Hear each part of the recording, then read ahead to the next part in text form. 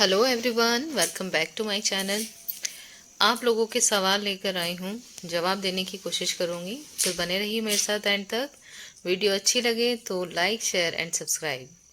तो चलिए स्टार्ट करते हैं। ये सबसे पहला सवाल है क्रिएटर हेल्थ सेंटर से, जिन्होंने पूछा है कि स्लिप डिस्क कितने दिन में ठीक हो जाता है और आपके एमआरआई रिपोर्ट में कौन सा स्लिप डिस्क था।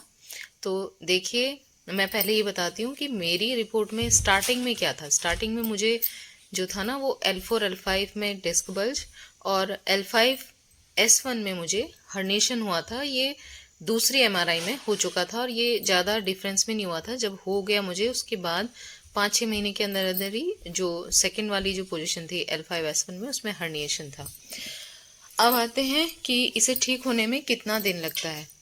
तो जो भी ये सोच के बैठा है कि ये कोई एक कोर्स है जिसे आप पूरा करोगे तो आप एकदम इसे ठीक कर दोगे, मैं ऐसा नहीं समझती हूँ।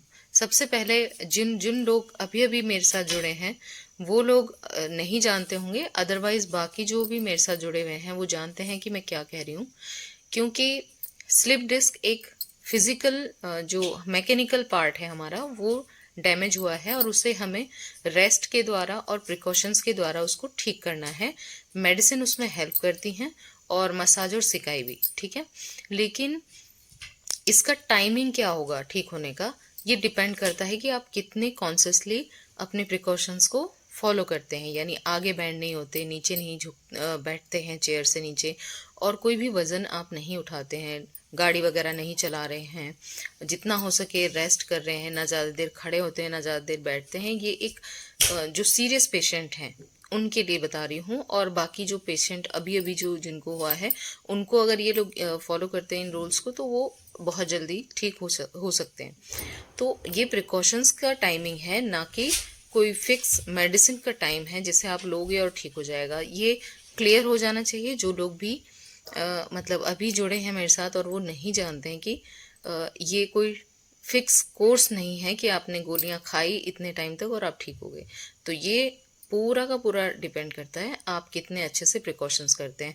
प्रिकॉशंस जितना करेंगे उतना मेडिसिन अपना जल्द से जल्द असर दिखाएंगे और आप इतनी ही जल्दी इससे बाहर आ सकते हैं। तो आई होप आपको आंसर मिल गया होगा। निशा चौधरी जी का मैसेज है, जहाँ पे वो लिख रही हैं, I was already suffered from this problem. जो चीज़ें मैंने शेयर की हैं कि मुझे ये प्रॉब्लम थी कमर में तकलीफ़ की वजह से, वो सब चीज़ें इनको भी थी। बट आफ्टर 3 मंथ्स, 3 मंथ बाद, I feel much better, follow these life style.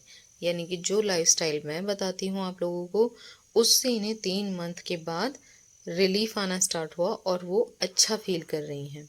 तो यही मैं समझा रही हूँ अपने जितने भी लोग मुझसे जुड़ते हैं इस तकलीफ़ से रिलेटेड, जिनको भी प्रॉब्लम है, उन सबको ये बताती हूँ कि लाइफस्टाइल जो आपने अभी तक जिया है उसको थोड़ा सा चेंज करिए। घबराइए नहीं, ये कोई डरने वाली बात नहीं है, आप इस चीज़ से बाहर आ जाओगे। बस थोड़ा सा सब्र आपको रखना है और अपने आप को थोड़ा संभालना है, क्योंकि इस वक्त आपसे बेहतर आपका साथी कोई नहीं है। आप किसी और से हेल्प की मतलब अगर चाहते हो कि कोई और हेल्प करे, तो आप दूसरों से इतना एक्सपेक्ट नहीं कर सकते हैं जितना आप खुद को खुद से ठीक होने के लिए मदद कर सकते हैं। तो प्लीज़ अपने आप का ख्याल रखिए और इन चीज़ों को फॉलो करके देखिए जो भी इस तकलीफ़ में है। निशा जी, थैंक यू वेरी मच। थोड़ा सा भी सही, लेकिन आपने कुछ तो मोटिवेशन दूसरों को दिया ही है। ये सवाल है, मुझे चैनल का नाम समझ नहीं आ रहा, पर इन्होंने पूछा है कि मैम इसमें, यानी कि स्लिप डिस्क में या डिस्क बल्ज में, पेल्विक पेन भी होता है क्या? तो हाँ जी, होता है। और कुछ पेशेंट्स इस चीज़ का मतलब बताते भी हैं कि उनको जिस वक्त पीरियड्स होते हैं लेडीज़ में, तो उस टाइम पे जो टाइमिंग है उस वक्त ये जो पेल्विक पेन है वो बहुत ज़्यादा बढ़ जाता है। तो ये उसी वक्त ज़्यादा होता है, अदरवाइज़ आपको नॉर्मल पेन तो कमर में ही होगा और या पैरों में दर्द होगा या कुछ भी, मतलब बाकी सिम्टम्स होंगे। लेकिन हाँ, होता है और ये किसी किसी में होता है, सबको नहीं होता है।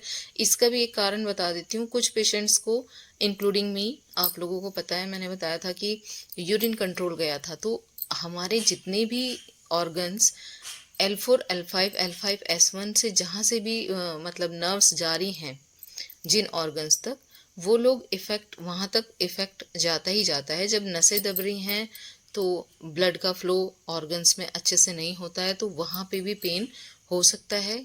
तो उस चीज़ का ध्यान रखें। अदर किसी और वजह से हो रहा है तो उसके लिए भी आपको कंसल्ट कर लेना चाहिए डॉक्टर से। तो वो आपको बहुत ही अच्छे से क्लियरली आपको समझा देंगे। ठीक है, अगर किसी को इस तरह की प्रॉब्लम है तो अपने न्यूरो सर्जन से कंसल्ट करिए, अच्छे से उन्हें एक्सप्लेन करिए। वो आपको बताएंगे कि आपको क्या करना है क्या नहीं। ये एक सवाल पूजा जी का है, जिन्होंने पूछा है कि मैम चोट के बाद होने वाली कमर की जकड़न के बारे में कुछ बताएं। तो ऑफ कोर्स, अगर आपको रीढ़ की हड्डी पे कहीं चोट है, यानी कि आपको डिस्क बल्ज है या कोई भी डिस्क से रिलेटेड कोई तकलीफ है, तो ऑफ कोर्स उसमें जब वो जहाँ पे दर्द था उसके आसपास जकड़न भी होती है, क्योंकि वहाँ के मसल्स वीक हो जाते हैं। तो वो जकड़न का जो दर्द होता है, जब आप करवट लोगे तो आपको दर्द होगा, आप हिलोगे डुलोगे बैठोगे तो भी दर्द होगा, किसी किसी को पूरी हड्डी ही चुभती हुई महसूस होती है, जैसे कि मुझे था, मैंने बताया है आप लोगों को। तो जकड़न होती है, लेकिन किसी को बहुत ज़्यादा जकड़न हो रही है तो भी घबराने की बात नहीं है, क्योंकि मैंने इस चीज़ का ऑप्शन जो मैंने ढूंढा था और जो मैंने शेयर किया है, एक कश्मीरी लहसुन और तिल का तेल, और उसकी मसाज का तरीका है ऊपर की दिशा में मसाज करें, नीचे वापस ना हाथ को ले जाएं। ये जो मसाज और उसके तुरंत बाद सिकाई जो 20-25 मिनट आप करते हो दिन में, को कम से कम 2 बार और 3 बार करते हैं तो बहुत अच्छा है। जिनको बहुत ज़्यादा जकड़न है उनको 3 बार जरूर करनी चाहिए। वो आपको धीरे धीरे रिलीफ देगी जकड़न में। तो जिन लोगों को अभी भी नहीं पता है कि मैं क्या कह रही हूँ, वो मेरी जो प्लेलिस्ट है एक बार चेक कर सकते हैं स्लिप डिस्क रिलेटेड। तो जिनको जकड़न थी उसमें मैं भी हूँ, तो मैंने बताया है कि मैंने सिर्फ जकड़न के लिए यही किया है कि भाई मसाज और सिकाई मुझे बहुत राहत देती थी, और इसमें एकदम से रिलीफ नहीं आया, इसमें मुझे काफ़ी लंबा टाइम लगा जकड़न जाने में। ठीक है, तो अगर आपको है तो प्लीज़ प्रिकॉशंस के साथ मसाज और सिकाई ज़रूर करें। मेडिसिन आप जो भी लेना चाहते हैं वो मेडिसिन आपको लेना चाहिए इसके लिए, और आपको इसमें धीरे धीरे रिलीफ आते चले जाएगा। अगला सवाल ये किसी ने पूछा है कि मैम कितना दिन तक रेस्ट करना है। देखिए, अगर आपको अभी भी ये तकलीफ़ हुई है तो ऑफ कोर्स आप न्यूरो सर्जन से मिलिए। डॉक्टर आपको बताएंगे कि कितने दिन रेस्ट करना है। मैं मोस्टली, जहाँ तक मैं जानती हूँ, कुछ पेशेंट्स तो 2 महीने का रेस्ट बोलते हैं डॉक्टर। तो वो सबके लिए नहीं है, क्योंकि हर किसी की कंडीशन अलग होती है। तो जिनको बहुत ही ज़्यादा प्रॉब्लम है उनको डॉक्टर रेस्ट बताते हैं, और वो 2 महीने का होता है। पर मुझे नहीं लगता कि इससे कुछ रिलीफ हो जाता होगा। कुछ लोगों को हो जाता होगा पर मुझे नहीं लगता, क्योंकि मैंने भी रेस्ट किया है, मुझे तो कोई फ़ायदा नहीं हुआ था। और बाद में मैं यही समझी हूँ कि आपको प्रिकॉशंस लेते हुए आप काम करते हुए चलते हैं तो कोई प्रॉब्लम नहीं है। तो ज़रूरी नहीं है कि आपको रेस्ट ही करना है अगर आपको ये तकलीफ़ हो गई है। ठीक है, तो आप प्रिकॉशंस के साथ अपने खड़े होकर आप काम करिए, बीच में आराम करते रहिए, लेट जाइए थोड़ा देर, या थोड़ी देर बैठ जाइए, या थोड़ा वॉक कर लीजिए 5-10 मिनट का। तो आप इस तरह काम करेंगे तो काम करते हुए आपको लगेगा भी नहीं कि आपको कोई तकलीफ़ है, और आप मतलब परेशान भी नहीं होंगे ज़्यादा। और रेस्ट का आपका चॉइस है, तो आप डॉक्टर से कंसल्ट करके उस चीज़ को फॉलो करके देखिए। ठीक है, ये एक सवाल है बाय बाय तेरा करके चैनल है, जो इन्होंने पूछा है कि मैम इस प्रॉब्लम से कॉकेक्स एरिया में भी प्रॉब्लम स्पैम्स होता है क्या। तो ये स्लिप डिस्क जिनको भी लंबर वाले पोर्शन में है, कॉकेक्स एरिया में कुछ लोगों को प्रॉब्लम होती है। ठीक है, और ये मैं इसलिए भी कह सकती हूँ क्योंकि ये मुझको बहुत ज़्यादा थी। मैं कई साल बैठ नहीं पाई हूँ इसी प्रॉब्लम की वजह से, जबकि मुझे कोई फ्रैक्चर नहीं था कॉकेक्स में या कोई ऐसी प्रॉब्लम नहीं थी। और इसका जो सिंपल सॉल्यूशन मुझे एक डॉक्टर ने बताया था कि मैं बैठ नहीं पा रही हूँ, मैं बहुत ज़्यादा परेशान थी इससे, क्योंकि पूरे दिन में इंसान लेटा कैसे रहेगा। तो उसके लिए मैंने बताया है आप लोगों को कि आप एक्टिवा की ट्यूब ले लें, सिंपल सा ऑप्शन है। उसमें थोड़ी सी हवा भरें, ज़्यादा नहीं, बिल्कुल थोड़ी सी हवा भरें, और उसे चेयर पे रख लें और उसके ऊपर बैठें। तो उतने से ही आपको मतलब वो जो कॉकेक्स एरिया में जो पेन आ रहा है वो धीरे धीरे धीरे रिड्यूस होगा। जो आपके मसल्स वहाँ के डैमेज हुए हैं वो रिपेयर होने में लंबा टाइम लगा है मुझे, 3 साल से ज़्यादा वक्त लगा है। ठीक है, तो अगर किसी को आ रहा है तो प्लीज़ प्रिकॉशंस के साथ, मेडिसिन के साथ, मसाज और सिकाई वो कंटिन्यू रखते हुए, वो एक लेप मैंने बताया है उसका भी यूज़ करिए, और वो लेप इंस्टेंट रिलीफ देता है, ठीक है। तो खासकर जिनको कॉक्सिक्स एरिया में प्रॉब्लम है वो लेप ज़रूर यूज़ करें। और अपना ये जो वाला प्रिकॉशंस मैंने बताया कि जितनी भी देर बैठते हैं, वैसे तो बैठना अवॉइड ही करना है आपको, जितना आप कम बैठेंगे उतना आपके लिए अच्छा है, आपको हील होने में मदद मिलेगी। तो वो सब आप करिए, आपको रिलीफ मिलेगा। ये सवाल कविता जी का है, जिन्होंने पूछा है कि क्या स्पॉन्डिलोलिसिस भी ठीक हो सकता है। तो देखिए, मेरा मानना यह है कि ऐसी कोई तकलीफ नहीं है जो ठीक नहीं हो सकती। कैंसर भी ठीक हो सकता है, मेरा मानना ये है, ठीक है। लेकिन क्योंकि वो हमारे ही शरीर में जितनी भी गंदगी गई है, जो नहीं निकल पा रही है ना, उसकी वजह से जो हमारे शरीर में फिजूल की जो चीज़ें हुई हैं, उन सब का जो परिणाम होता है वो ऐसी तकलीफ़ें बन जाती हैं, ठीक है। तो मेरा मानना यह है कि आपको ट्रीटमेंट ज़रूर लेना चाहिए। आपको इस प्रॉब्लम का आपको सॉल्यूशन ज़रूर मिलेगा। आप चाहे आयुर्वेदिक ट्रीटमेंट लें या फिर होम्योपैथिक लें, यूनानी लें, जो भी आपको लगता है। अगर आपको लग रहा है ना कि एक चीज़ से आपको प्रॉब्लम में सुधार नहीं हो रहा है, तो आपको ये सोच के नहीं बैठना है चाहिए कि ये ठीक होगा कि नहीं होगा, ठीक है। तो आपको कोशिश करनी है और वो इंशाअल्लाह बिल्कुल ठीक होगा। आप देखिए कि आपको ट्रीटमेंट कहाँ से ले रहे हैं आप, और उससे कितना बेनिफिट है। अगर है बेनिफिट तो आप उसे करते रहिए, अगर नहीं है तो फिर आप दूसरी चीज़ें ज़रूर ट्राई करके देखें। ये मयंक यादव जी का सवाल है। इन्होंने लिखा है, 1 साल मुझे भी हो गया है, लेकिन ठीक कब होगा? कभी दर्द नहीं रहता है, कभी तेज़ दर्द होता है। तो मयंक जी, साल गिनने से ठीक नहीं होगा। आपको पता है कि जो भी लाइफस्टाइल मैं बताती हूँ अपनी वीडियोस में, अगर आपको नहीं पता है तो प्लीज़ डिस्क्रिप्शन चेक कर लें, आपको कुछ वीडियोस वहाँ मिल जाएंगी, या फिर आप प्लेलिस्ट चेक करें स्लिप डिस्क की, उसमें मिल जाएगा कि मैं किस तरीके से मैंने ये चीज़ें मेंटेन की हैं। और जो बहुत पुराने पुराने तकलीफ़ में जो लोग थे, जिनको पता नहीं था कि क्या करना चाहिए क्या नहीं करना चाहिए, वो लोग भी वो चीज़ें फॉलो करके ठीक हो रहे हैं। तो साल और टाइम को गिनने के बजाय अपने आप को ठीक करने का तरीका खोजें।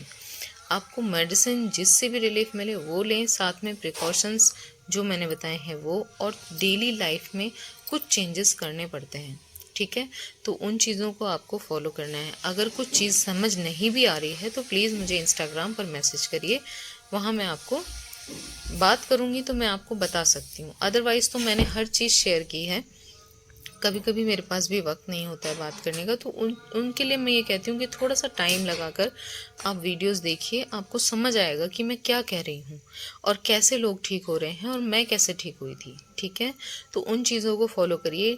इसमें आप अगर ये सोच के बैठेंगे कि 1 साल हो गया मुझे ट्रीटमेंट चल रहा है, मैं ठीक नहीं हो रहा, कब ठीक होता, अगर आपको दर्द जा रहा है तो ये आपको सिम्टम्स हैं कि आप ठीक हो सकते हैं और आप ठीक होने की कगार पे हैं। लेकिन जब दर्द बढ़ता है तो वो मिस्टेक्स होती हैं जो हमें नहीं करनी है इस तकलीफ़ में, और एक अच्छे टाइम तक प्रिकॉशंस जारी रखना है ठीक होने के बाद भी। जैसे 2-3 लाइफस्टाइल मैं आपको बता देती हूँ कि बेड जो रुई का गद्दा आप इस्तेमाल कर रहे हैं, सॉरी, जो भी गद्दा आप इस्तेमाल कर रहे हैं वो हटाकर आप सिर्फ रुई के गद्दे पर सोएं। सीधे लेटते हैं तो तकिया मत लगाइए, क्योंकि सर्वाइकल होने के चांस होते हैं। और जब आप करवट लेते हैं तो तकिया लगा सकते हैं, पतला तकिया आप ज़रूर रखिए। आप जब बेड से उठते हैं ना, मोस्ट इम्पॉर्टेंट है कि आपकी रीढ़ की हड्डी पे सीधा जोड़ ना पड़े। आप लेफ़्ट साइड करवट लें, दोनों हाथों को टिकाएं और फिर बैठें, और फिर आराम से आपको मतलब जो भी करना है वो करें। कुछ चीज़ें हैं छोटी छोटी, जैसे आप नहाते हो तो एक स्टूल रखिए 1 फीट का, ना उससे ज़्यादा ऊंचा ना उससे नीचे, उसमें बैठ के नहाइए। आपको उसका बेनिफिट आपको खुद ही नज़र आने लगेगा। मैं आपको ज़्यादा क्या डिटेल बताऊं। फिर आपको सिर जो आप हमेशा आगे करके वॉश करते हैं, हमेशा से सभी लोग करते हैं, तो उसको पीछे की तरफ वॉश करिए। आपको कोई चीज़ उठानी है तो पैर के पंजे से उठा के पीछे की तरफ से लीजिए। खासकर लेडीज़ को बहुत सारे काम होते हैं झुकने नीचे बैठने के, तो उन चीज़ों के लिए थोड़ा सा अपने काम को मतलब इस तरह से मैनेज करिए कि आपको नीचे ना झुकना पड़े, आप खड़े खड़े वो करें, सीधे अकड़ना नहीं है। जब आप बैठते हो तो चेयर पे बैठें, सामने किसी टेबल या चेयर पे अपने पैर को लंबा करके सीधा टिका लें, तो वो आपको रिलीफ। इसी तरह की लाइफस्टाइल से मुझे रिलीफ मिला था और आपको भी मिलेगा, आप वो करके देखिए। बाकी आप टाइम अगर किसी से पूछेंगे तो आपको कमेंट्स बहुत सारे मिल जाएंगे जो आपको बताएंगे उनको कितने साल से ये प्रॉब्लम है, और कुछ ऐसे कमेंट भी मिलेंगे जो बताएंगे कि आपको इतने साल से था और वो ठीक हो गए हैं। तो वो आप देखिए और समझिए कि लोग क्या अपने एक्सपीरियंस से आपको बताना चाहते हैं और आप उससे कितना सीख सकते हैं। ये सवाल आशना दीवान जी का है, जिन्होंने पूछा है, मुझे भी डॉक्टर ने डिस्क कंप्रेशन बताया है और बहुत ज़्यादा परेशान हूँ पेन से। कभी कभी तो रोना निकल जाता है। मैं यकीनन आपका वाला फार्मूला ट्राई करूँगी, शायद ठीक हो जाऊँ। Thank you. देखिए आशना जी, जो मैंने अभी आपसे पहले वाले जो पेशेंट हैं उनको बताया है वो सब करिए। कुछ चीज़ें अगर समझ नहीं आती हैं तो मुझे इंस्टाग्राम पर मैसेज करिए। अगर आपके पास कोई अच्छा हकीम हड्डी वाला है तो यूनानी मेडिसिन ज़रूर ट्राई करके देखें। बाकी प्रिकॉशंस मैंने जो बताए हैं वो उनसे आपको यकीनन रिलीफ मिलेगा, क्योंकि यहीं पे पेशेंट अक्सर गलती करते हैं और इसी से रिकवरी बहुत जल्दी तेज़ी से होती है। तो वो आप देखिए कि आपने प्रिकॉशंस लेने हैं मेडिसिन के साथ। और मसाज और सिकाई का जो ऑयल मैंने बताया बेस्ट है, आप उसे ज़रूर ट्राई करके देखें। घर पे बना सकते हैं, वो आपको ख़रीदना नहीं है, ठीक है। तिल का तेल और कश्मीरी लहसुन को पकाकर।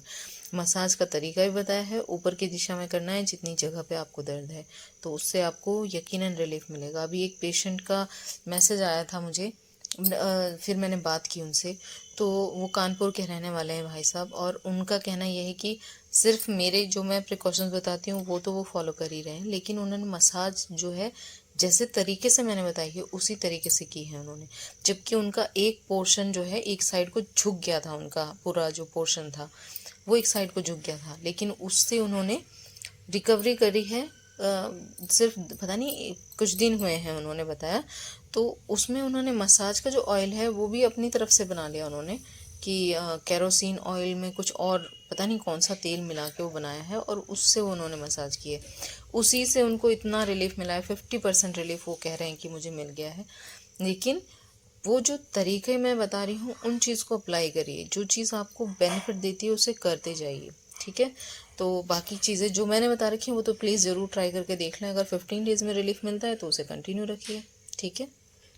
ये अनीता जी का सवाल है, जिन्होंने कहा है कि मेरा दर्द बहुत बढ़ गया है, अब मैं ट्रैवल नहीं कर सकती हूँ ज़्यादा, कोई साइड इफ़ेक्ट पड़ेगा या नहीं। तो देखिए, इस तकलीफ़ में जो कमर दर्द से रिलेटेड है, जो स्लिप डिस्क है, डिस्क बल्ज है, कोई भी प्रॉब्लम है, आपको नस दबी हुई है, तो उसमें आपको ट्रैवल से बहुत गलत इफ़ेक्ट पड़ता है, क्योंकि उसमें एक लंबा टाइम आप बैठते हो। सबसे पहले बात तो कि आपको एक ही जगह पे एक ही पोजीशन में लंबे टाइम तक बैठना है, ठीक है, वो आपकी स्थिति को ख़राब कर देगा। दूसरा, आप जितना ट्रैवल करते हो हर जगह स्पीड ब्रेकर हैं, गड्ढे हैं रोड में, उसमें उछाल लगता है, और जितना आप उछलोगे, जितना आपको झटका लगेगा, उतना ही आपका काम ख़राब हो जाएगा। तो ये आपको सोच समझ के करना है। अगर कोई बहुत ज़रूरी काम है और आपको बहुत लंबा ट्रैवल करना है तो मैं उसके लिए ट्रेन में लेट कर जाने की सलाह दूंगी, क्योंकि ट्रेन से बेहतर इसमें और कुछ ऑप्शन मुझे नहीं समझ आता है, और वो भी लेट कर जाने के लिए। बैठेंगे तो आपको प्रॉब्लम बढ़ेगी।